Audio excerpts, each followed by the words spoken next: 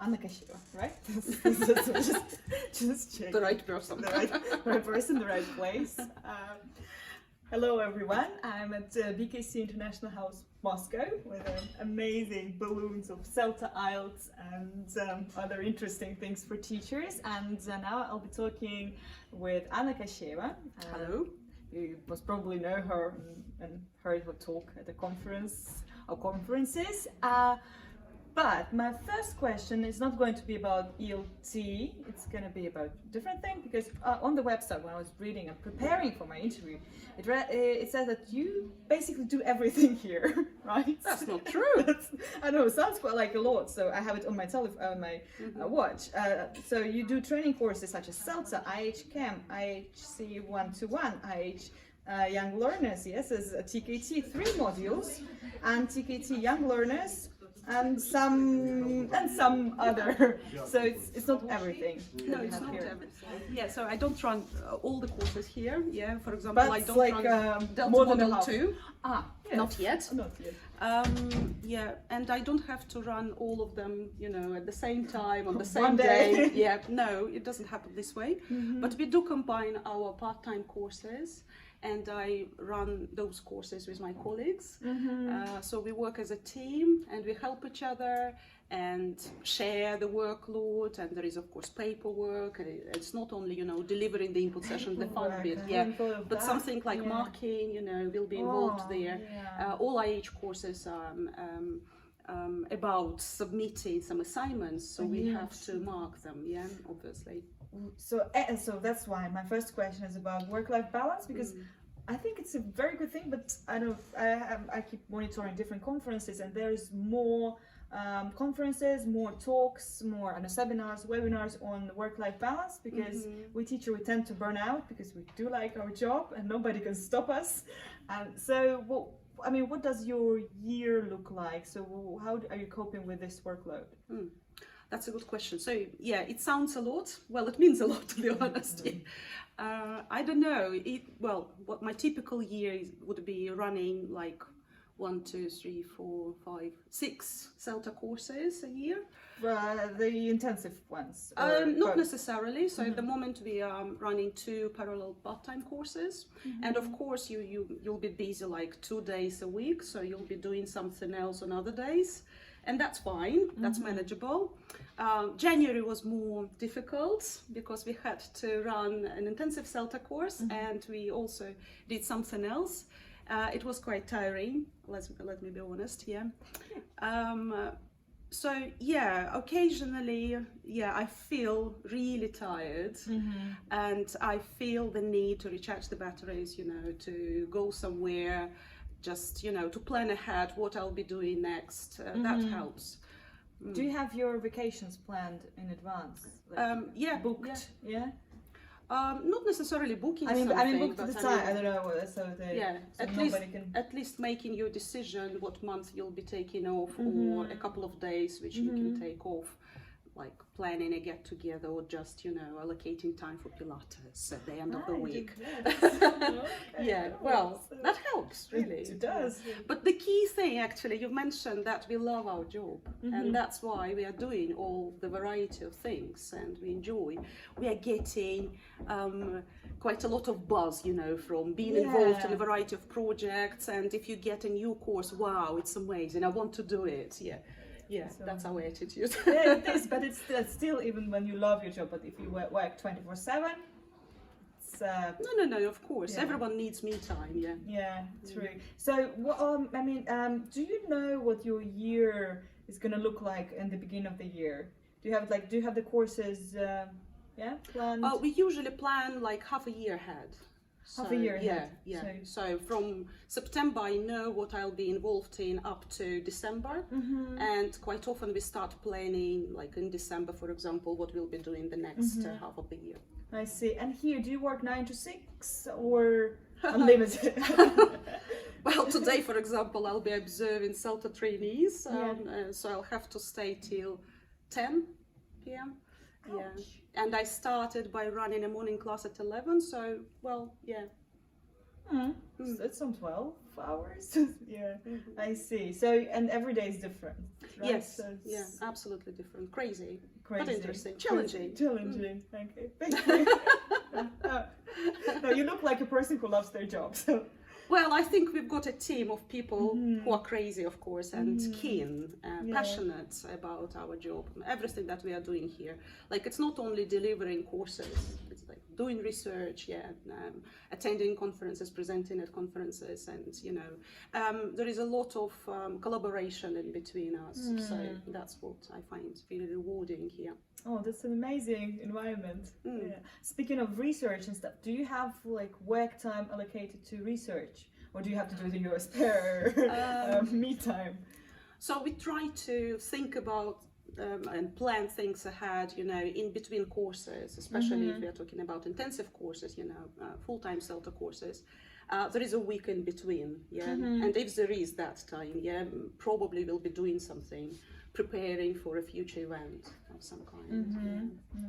Thank you. So, I need to think of a new word. Yeah, we need a new filler.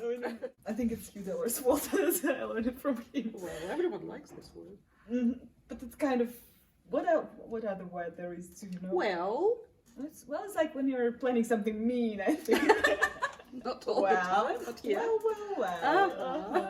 So, well.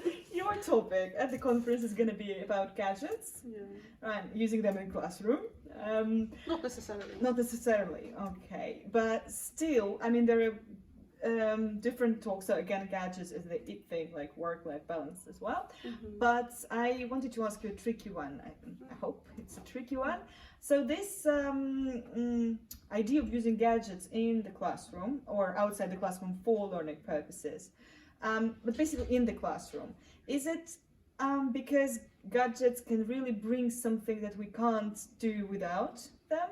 Or is just more of a need? I mean, anyway, our students will be using them, so we better put it to better use. That's a good question, actually. Yeah, I've been thinking about why we use gadgets. Is it the need to add variety to the classroom activities? You know, changing the repertoire of our techniques that we are using constantly, because we need to keep motivating our learners and we need to find new tools, new ways of doing that. So that's one of the reasons, I guess. Secondly, you've mentioned that our students are likely to be tech savvy and, you know, they are using gadgets, usually when they come to the lessons, they've got gadgets on them, and it's just silly not to make use of that, there is even an abbreviation, bring your own gadgets, so it's such a waste of, I don't know, opportunity if you don't use it. Not necessarily every second of the lesson, of course, but just once maybe, why not? Find your gadget, what you read, you know, recently, which website you used, and so on and so forth, and they can discuss it. I see. If it makes sense. So reasonable, so it's not like 100% gadget in the classroom. And is there a difference between maybe teenagers, adults, very young learners, Anka's left, but in the amount of usage of gadgets in the classroom? Or I don't know, it depends. I guess it's very personal. Your preferences, teachers' preferences, students' preferences, their parents' preferences, again, because we need to consider everything. And school policy, I don't know, maybe technology, availability of the technological advances, you know, like Wi-Fi. If you don't have Wi-Fi, perhaps you won't be using them, right, very often. But there are plenty of factors actually to keep in mind. I don't know, it's just, I think it's just time to start using some of them. Just occasionally, maybe once a week is too often. Once a month maybe. With a group. Just to show them that they can use certain things, you know, in English, and they can still develop as learners, you know, and learn outside the classroom, but also collaborate, of course, in a meaningful way, in a fun way, with each other, whatever the time is, it's the lesson time, or they're doing something. Something else. And in teacher training, do you use gadgets in teacher training? Well, to be honest, I'm involved in running teacher training courses. I'm not teaching any real students at the moment. But which means yes, I am. I'm coming to that. So yeah, I have to experiment a little bit, and I try to use a variety of tools, but I don't use many, just some. Again, not for the sake of using them, but because I find it useful, or I don't know, not so time consuming. For example, using a certain tool, like brainstorming tool, for example, that I've used recently was Answer Garden, and it's a time saver, seriously. Instead of creating captions on the whiteboard, yeah, you ask every student find their gadget, type in something, and then you project it immediately. Nice. Yeah, immediate. Perfect. Yeah.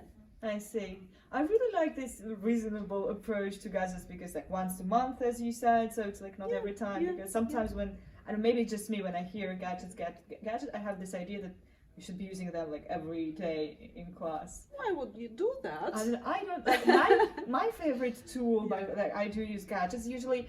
Take your phone and show us the picture. Like, so basically, it's for that. I think it's it's personalized. Great. It's great. Really. It's great. I mean, years ago, we had to ask our students to bring some photos in the classroom, and somebody keeps forgetting. And now, we always have the pics. But I like in this.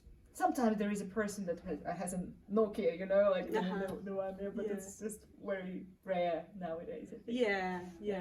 Do you have a favorite app or a tool, not necessarily even for teaching maybe, but like really for your work-life balance or for planning or any, like, is there a tool you'd like to share with the world?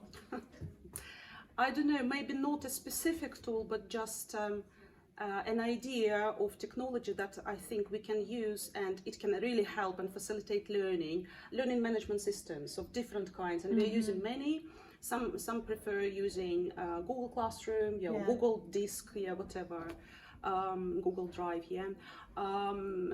We are using Edmodo a lot, and Schoology, and some people use Moodle. I don't know, but there should be a place where students can find all the information after the lesson, maybe before the lesson, something that they can reflect, recycle, or if it's before the lesson, so you're flipping the classroom, and it's meaningful, they're better prepared for the lesson, and the lesson is going to be more effective. Right. Okay, so LMS is your pick. Yeah, I'll say that. Like everything that makes my life as a teacher easier. Yes, please. And there are a lot of embedded tools there within one learning management system. You can create a survey, a quiz, a test, a task.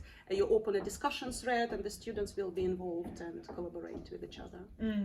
I just learned, like, we had a webinar on Google Classroom on Monday for my project for teachers, and I learned that you can actually synchronize it with Quizlet, so you can add Quizlet directly to the Google Classroom, and this is just amazing. So now I'm thinking of starting using that in my teaching. That's worth doing. Thank